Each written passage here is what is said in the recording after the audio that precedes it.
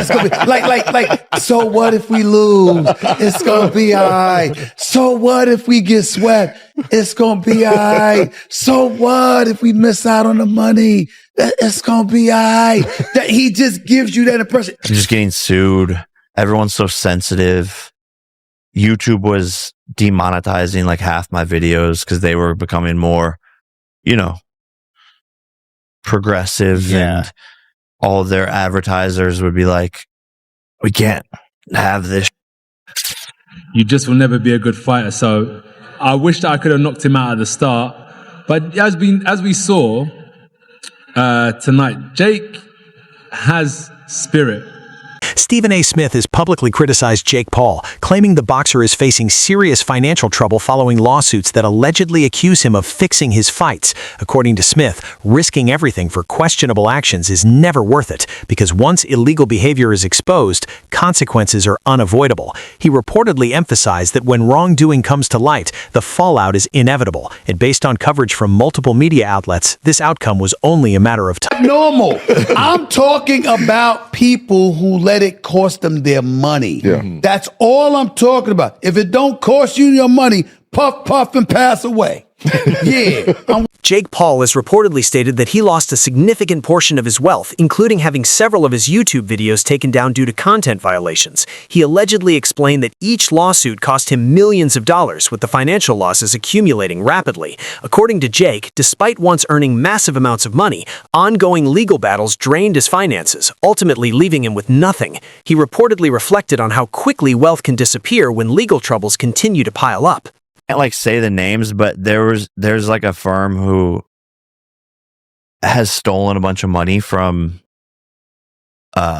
celebrities in Los Angeles and athletes. You don't want to say the name because you're probably going to get sued. No, yeah. No, that's another $1 million. I'm probably going to sue them one day. Jake Paul has reportedly maintained that he did not fix any of his fights and has strongly denied the allegations. He allegedly stated that scripted boxing matches are illegal and that falsely accusing him of such actions is a serious offense. According to Jake, the claims made against him are completely unfounded and could rise to the level of a federal crime. He emphasized that he is prepared to take legal action against anyone who continues to spread accusations that he says are false in order to protect his name and his career. Mike Tyson was 100% scripted. Mike Tyson repeatedly bit his boxing glove throughout the fight. When fights are scripted, fighters do weird gestures to signal that they're hurt. It's very possible Mike Tyson was biting on his glove to tell Jake Paul to calm down. Now, if that's not enough proof that this fight was scripted, in the middle of the fight, Mike Tyson is literally talking to Jake Paul. Jake Paul has reportedly called critics dumb for labeling his fights as rigged, insisting they don't understand boxing. He allegedly explained that many people misjudge the sport and fail to recognize the strategy behind each move in the ring. According to Jake, these criticisms are unfair, and those who claim his fights are fixed simply lack the knowledge to appreciate the skill and complexity involved in professional boxing. That you was rigging those fights, though. I ain't gonna lie. You honestly believe that? I wanted to believe it when you fought Woodley. Rampage. You Because know I'm an MMA guy. Anyone who believes that narrative, it's like, come on. You think Anderson Silva's going to lose? You think Woodley's going to take a fall? You know these guys. Yeah, no, I didn't think Anderson would take a fall. People think the Mike Tyson fight's rigged. I try to understand. Tawny Jeff, defending Jake Paul, reportedly argued that claims suggesting Mike Tyson was holding back were mistaken.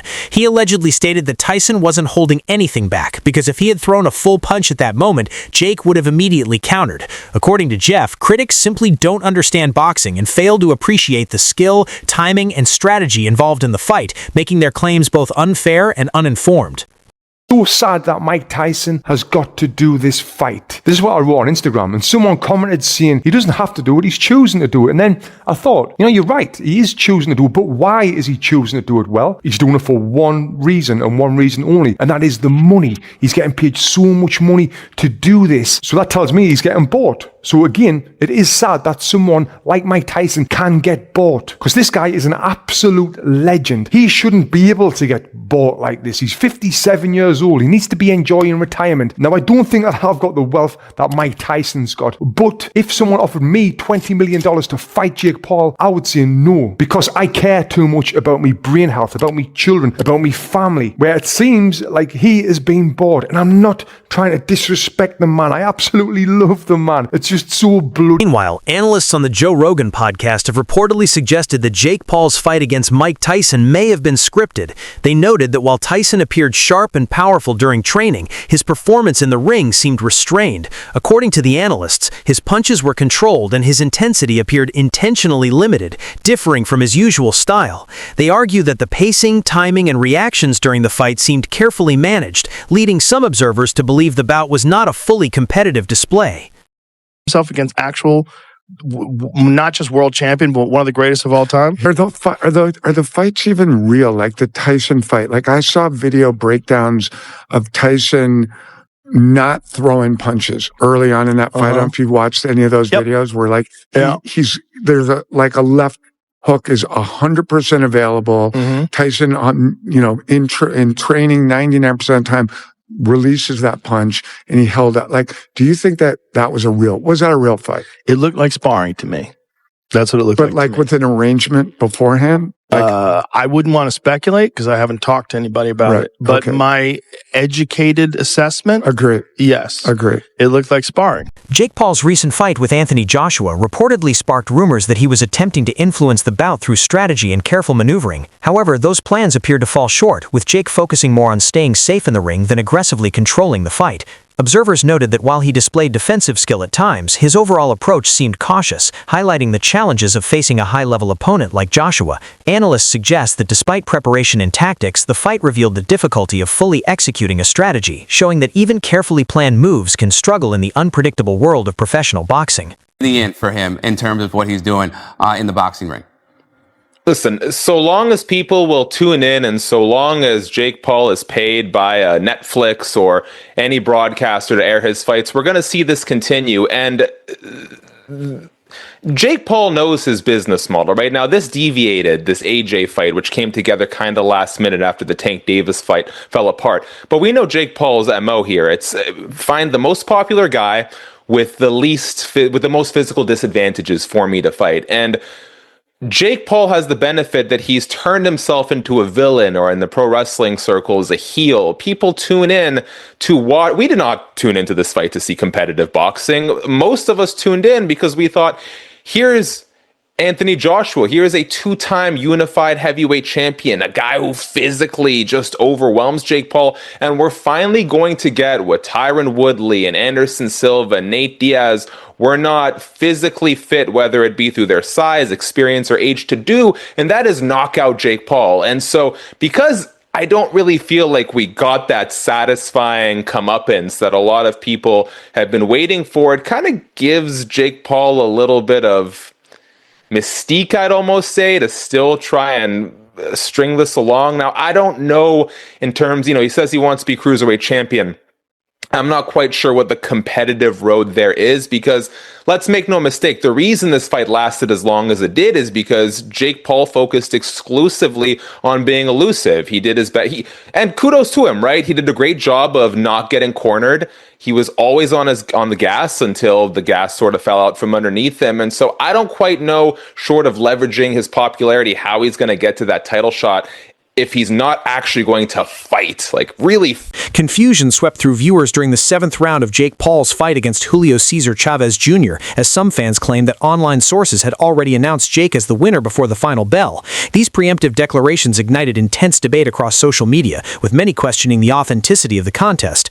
However, this fight was far from an isolated incident in Paul's career. Critics have long noted a recurring pattern in his bouts: carefully chosen opponents, heavy media promotion, and victories that often seem all but guaranteed. As you are watching this video, Jake Paul and Julio Cesar Chavez are currently right now in the 7th round of their fight. But when you go to Google and Google the fight, it gives an accurate breakdown of all their past fights. And then it comes to the current fight, and it says that Julio Cesar Chavez Jr. loses a unanimous decision to Jake Paul in 2025. The fight has not even played out yet. Yet they're saying that this is the end results as they are fighting right now, currently as it stands. This leans testament to the fact that people state that Jake Paul has his fights fixed. What's your thoughts on this? This is nasty work. Unbelievable. This is Google. Google it. Jake Paul's matchup with Chavez Jr. wasn't the first to draw scrutiny. His approach to fights often straddles the line between athletic competition and entertainment spectacle. Many fans have pointed out a pattern: opponents who are past their prime, bouts designed for maximum viewership, and circumstances that seem to favor Paul's control over the outcome. These elements have fueled claims that his career prioritizes showmanship over genuinely testing his skills against evenly matched opponents. Important and quite serious news in the combat sports world. Mike Tyson versus Jake Paul, it's come out now. It was rigged. I can't believe it. You know, you have to question the validity of boxing these days when you can't trust two professionals to get in the ring and do their best against each other. And instead you find out Mike Tyson pulling his punches, not trying to hurt Jake Paul. Absolute disgrace. I thought better of them. You know, I really did. I thought that Mike Tyson, especially, Iron Mike, he was just going to go in there and knock Jake clean out. But here he is, not trying. Chael Sonnen commented on the situation, pointing out how unusual it is for a fighter with only 11 professional bouts to face opponents with extensive experience and Olympic credentials. According to Sonnen, putting an underdeveloped professional in such high-stakes fights doesn't make sense. From his perspective, these bouts often seem engineered to create dramatic narratives rather than provide genuine competition. Cheering for Jake, or if I think that Joshua is more experienced or better, I believe in I believe boxing's real. If boxing is an actual sport, if it is an actual sweet science, then of course a guy that's done it 11 times cannot compete with the Olympic champion. Of course. This is before you get size in there, before you get professional world titles in there. A guy that's done this 11 times cannot go into the Olympic Games and medal. If boxing, in fact, should be believed. I was with Portnoy. I liked it. I liked how he said that. So, you know, that's how I feel too. Because I'm also cheering for Jake Paul. But I get it. I know we're not going to win tonight. But that's a compliment to boxing. And it is very hard for people to digest that Anthony Joshua can't cut him off. He can't find him. He can't do anything with that reach. He can't go out there and rush him. He can't throw this kid in a corner and beat him up. That is disappointing to me. That is baffling to me.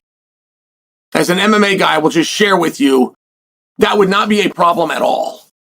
At all. If a guy's running away from me, it would be absolutely no problem. And you could put the boundaries at the city line. You could put it at the state line. I will track him down. I will put him somewhere and I will beat the dog out of him. So in a ring, I get where that is really disappointing. I get it, but it doesn't change the fact that that's what happened. And then Joshua, by the way, has the right to turn to some other thing. Well, I'm saying he had to cut him off, grab him, throw him in the corner, go beat him up. Well, I'm saying that Joshua has the right to go, I could feel some stuff. I knew it was going to come my way, right? For Joshua to say, well, I had the experience and yeah, he was moving and yeah, I could have cut him off a little different. But I didn't mind the way this was going. I didn't mind that he was running. I knew he would slow down. I knew he would come to me eventually. Like, for that to be Joshua's mindset. Joe Rogan adds another perspective, noting that Jake Paul has always aimed to prove himself as a legitimate fighter. Rogan acknowledges Paul's desire to face real opponents and show he can handle genuine competition.